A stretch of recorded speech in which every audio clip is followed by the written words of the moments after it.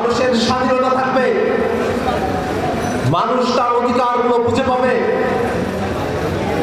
এমন একটা বাংলাদেশের স্বপ্ন আমরা দেখেছিলাম সেই 24-এর অভ্যুত্থানের সময়টাতে। আমরা 24-এর অভ্যুত্থানে যে স্বপ্ন দেখেছিলাম, 12 তারিখের নির্বাচনে সেই সংস্কারের স্বপ্নের পক্ষে বাংলাদেশের 70% মানুষ ভোট দিয়েছিল। কিন্তু দুর্ভাগ্যের বিষয়, বিএনপি সরকার গঠন করার পরে 24-এর অভ্যুত্থানের মধ্য দিয়ে পাওয়া নতুন স্বপ্নের বাংলাদেশ সংস্কারের পক্ষে 70% মানুষের সমর্থনকে বিএনপি এখন ভুলতে বসেছে। আমরা গণভোটে 4টা প্রশ্নে ভোট দিয়েছি। বিএনপি এখন বলে যে তারা 3.5টা প্রশ্ন মানে, আধাটা প্রশ্ন তারা মানে না।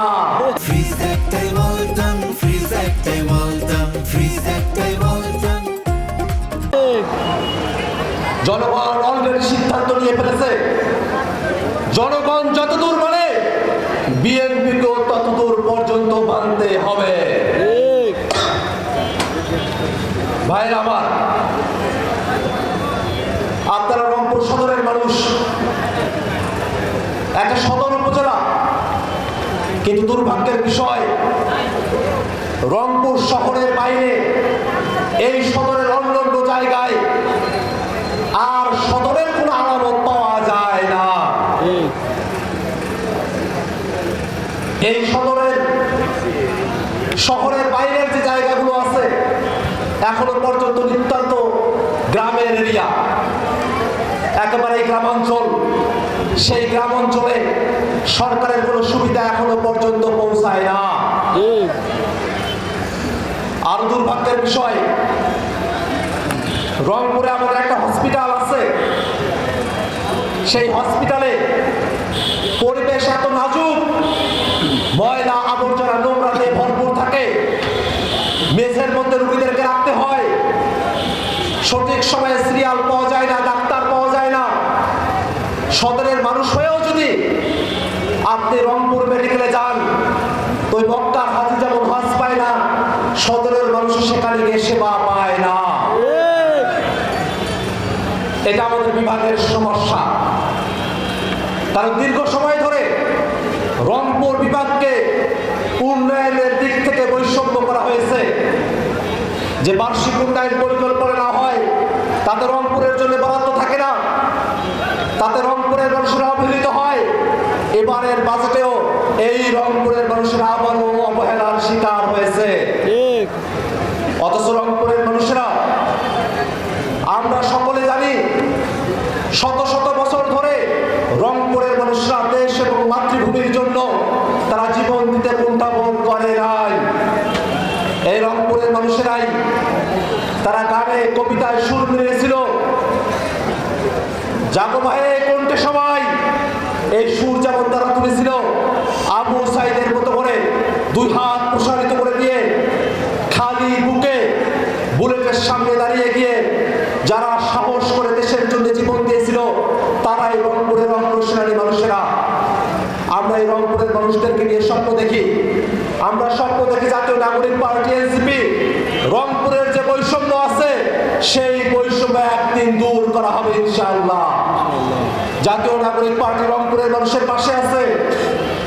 এই রংপুরকে নিয়ে আমরা স্বপ্ন দেখি রংপুরের কৃষির যে মৌসুম, কৃষির যে আবাদগুলো হয় তাতে যেন শ্রমিকরা ন্যায্য মূল্য পায়, ফসলগুলো যাতে কোল্ড স্টোরেজে সুন্দরভাবে সংরক্ষণ করা যায় এবং পরিবহনের সময় যাতে চাঁদাবাজি করা হয় সেই চাঁদাবাজি থেকে আমাদের কৃষকেরা যাতে রক্ষা পায়, তার জন্য জাতীয় নাগরিক পার্টি এনসিপি আমরা সংগ্রাম করে চলছি।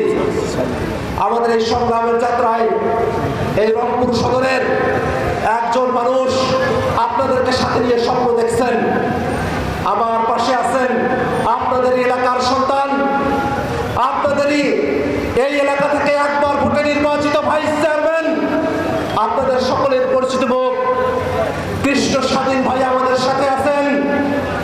আমরা তাকে আপনাদের কাছে সুপর্দ করে যাচ্ছি। এই রংপুর সদর উপজেলার তিনি অভিভাবকত্বের দায়িত্ব পালন করবেন। আপনাদেরকে সাথে নিয়ে